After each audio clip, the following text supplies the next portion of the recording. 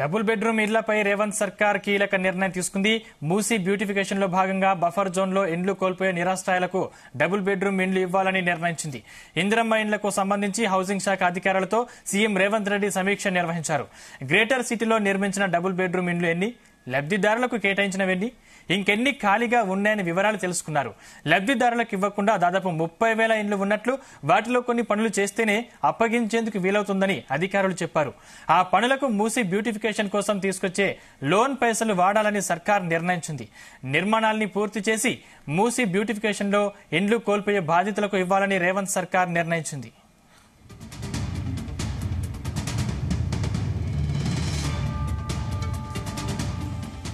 ఇదే అంశానికి సంబంధించిన మరిన్ని పూర్తి డీటెయిల్స్ మా ప్రతినిధి శ్రీచరణ్ అందిస్తారు. శ్రీచరణ్.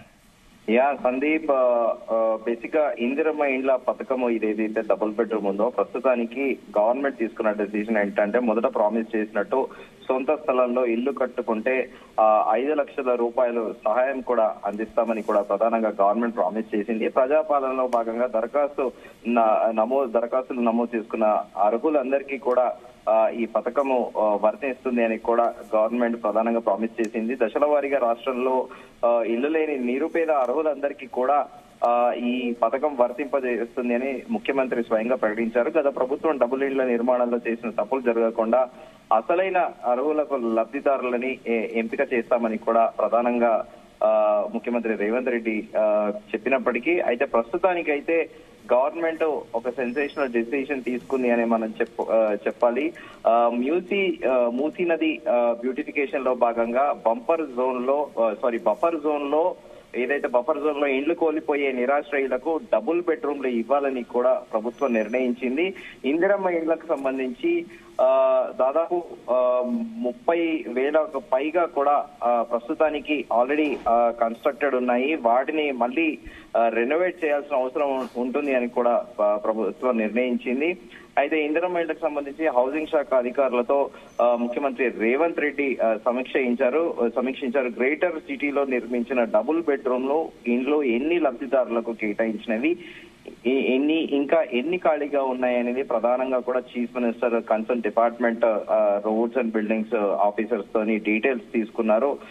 అయితే లబ్ధిదారులకు ఇవ్వకుండా దాదాపు 30,000 ఇండ్లు ఉన్నట్టు ప్రాథమికంగా కూడా ఒక రిపోర్ట్ గవర్నమెంట్ ఆఫీసర్స్ ఇచ్చారు. వాటిలో కొన్ని పనులు చేస్తేనే అప్పగించేటందుకు కూడా వీలవుతుందని అధికారులు చెప్పారు. ఆ పనులకు మూసీ బ్యూటిఫికేషన్ తీసుకొచ్చే లోన్ మనీ ఏవైతే ఉన్నాయో కూడా ప్రధానంగా గవర్నమెంట్ వీటి కోసం వాడాలని కూడా గవర్నమెంట్ డెసిషన్ తీసుకుంది. నిర్మాణాలను పూర్తి చేసి తర్వాత మూసీ బ్యూటిఫికేషన్ లో ఇండ్లు కోల్పోయే బాధితులు ఎవరైతే ఉన్నారో వాళ్ళందరికీ కూడా ఇవ్వాలని కూడా ప్రధానంగా గవర్నమెంట్ డెసిషన్ తీసుకుంది. అయితే దాంతో పాటు మూసీ ప్రక్షాళనకి గవర్నమెంట్ చాలా ప్రెస్టీజియస్ గా తీసుకుందని మనం చెప్పాలి. జనవరి మాసంలో ప్రధానంగా ముఖ్యమంత్రి రేవంత్ రెడ్డి విదేశీ పర్యటన కూడా వెళ్లారు.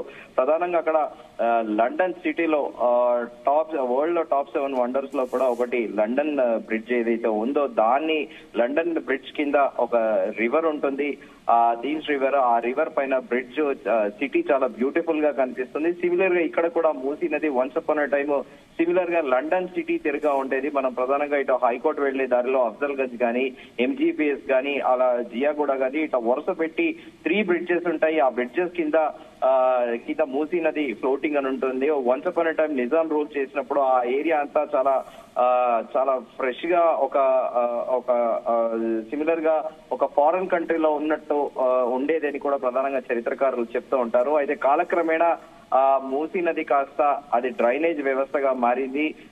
ఉమ్మడి ఆంధ్రప్రదేశ్ తో పాటు తెలంగాణ రాష్ట్రం ఆవిర్భవించాక కూడా ఏ రోజు కూడా మూసీ గురించి ప్రధానంగా పట్టించుకోకపోవడం కూడా ఈ అంశాన్ని ప్రధానంగా ముఖ్యమంత్రి రేవంత్ రెడ్డి మళ్ళీ మూసీ నదికి పూర్వ వైభవాన్ని తీసుకురావాలని నిర్ణయించుకోవడము. దానిలో భాగంగా లండన్ లో కూడా పర్యటించారు.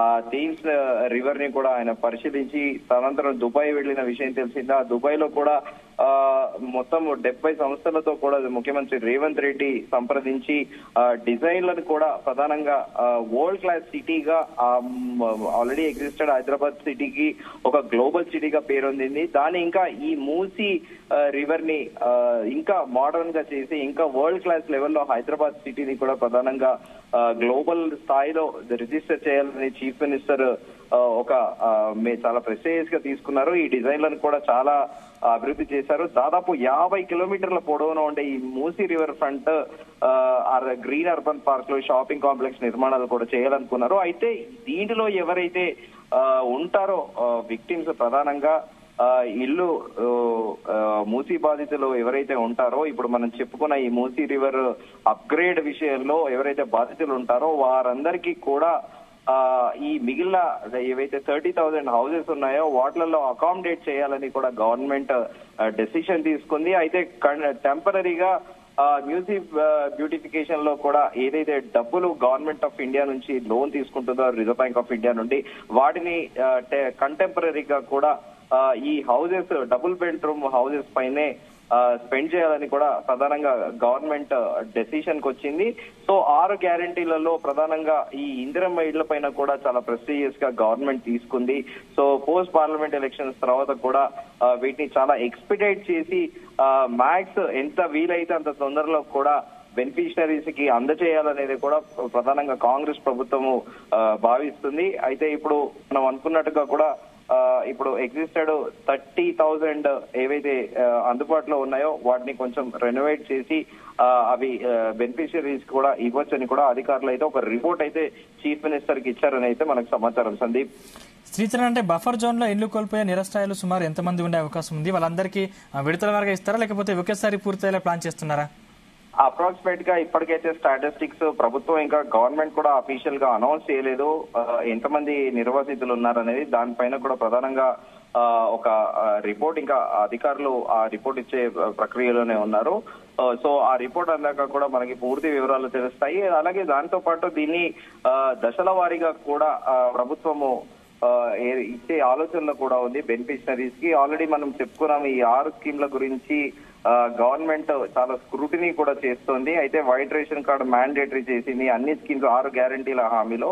సో ప్రజాపాలన దరఖాస్తులు కూడా భారీ ఎత్తున కూడా ప్రజల నుండి స్పందన వచ్చి చాలా మంది కూడా అప్లికేషన్స్ తమ ఫామ్ ఫిల్ చేసి కూడా గవర్నమెంట్ సబ్మిట్ చేశారు. సో వాటిని అన్నింటినీ కూడా ప్రస్తుతం స్క్రూటినీ చేస్తుంది. మరోవైపు కూడా ప్రధానంగా గవర్నమెంట్ ఈ డేటా ఎంట్రీ పనులలో కూడా ప్రస్తుతం ఉంది. పూర్తి స్థాయిలో ఇక జేజేసీ అధికారులు ఏవైతే ప్రజా పాలన దరఖాస్తులో వచ్చిన అప్లికేషన్లను కొంతమేరకే వెబ్సైట్ లో అప్డేట్ చేశారనేది కూడా ప్రధానంగా ఒక ప్రచారంలో ఉంది. పూర్తి స్థాయిలో ఇంకా రెస్ట్ పెండింగ్ ఉన్న అప్లికేషన్లన్నీ కూడా ఫుల్ ఫ్లెడ్జ్ గా వెబ్సైట్ లో అప్డేట్ చేసి తర్వాత కేటగరైజ్ చేసి వాళ్ళని దశల వారీగా కూడా ఇచ్చే ఆలోచనలో కూడా ప్రభుత్వం ఉంది. అయితే త్వరలో కూడా ఇందిరమ్మ కమిటీలు కూడా నియమించే ఆలోచనలో ప్రభుత్వం ఉంది. అయితే కమిటీలో ప్రతి సభ్యుడికి 6,000 జీతం ఇవ్వాలని కూడా ప్రభుత్వం నిర్ణయించింది. అయితే ప్రభుత్వ సంక్షేమ పథకాలకు అర్హులను గుర్తించేందుకే ఈ ఇందిరమ్మ కమిటీలు కూడా ప్రధానంగా వేస్తామని కూడా కాంగ్రెస్ ప్రభుత్వం నిర్ణయించుకుంది. అయితే కమిటీ సభ్యులు చెప్పే వారికే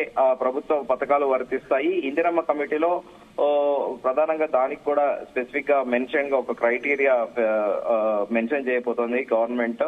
సో దాంట్లో పోస్ట్ పార్లమెంట్ ఎలక్షన్స్ అయిపోయిన వెంటనే కూడా జూన్ మొదటి వారంలో లోకల్ బాడీ ఎలక్షన్స్ కూడా నిర్వహిస్తామని సీఎం చెప్పారు. అయితే ఈ ఇందిరమ్మ కమిటీలు కూడా సిమిలర్ గా పొలిటికల్ క్రిటిక్స్ ఏమంటున్నారంటే వైఎస్ జగన్మోహన్ రెడ్డి ఆంధ్రప్రదేశ్ లో ఏదో గ్రామ వాలంటీర్లు గ్రామ సచివాలయాలు ఏలాగా పెట్టారో సిమిలర్ గా ఇక్కడ కూడా ఈ ఇందిరమ్మ కమిటీలో మెంబర్లను పెట్టి గవర్నమెంట్ స్కీమ్స్ ఏవేవైతే డెలివరీ చేస్తుందో ఇంటింటికి అది డేటాతో పాటు అలాగే అర్హులు ఎవరు అనేది కూడా రెగ్యులర్ గా మానిటరింగ్ చేసే ప్రాసెస్ లోనే ఈ ఇందిరమ్మ కమిటీలు కూడా వేయాలని కూడా గవర్నమెంట్ డెసిషన్ తీసుకున్నట్టు కూడా మనకు సమాచారం. Sandeep, thank you Sricharan.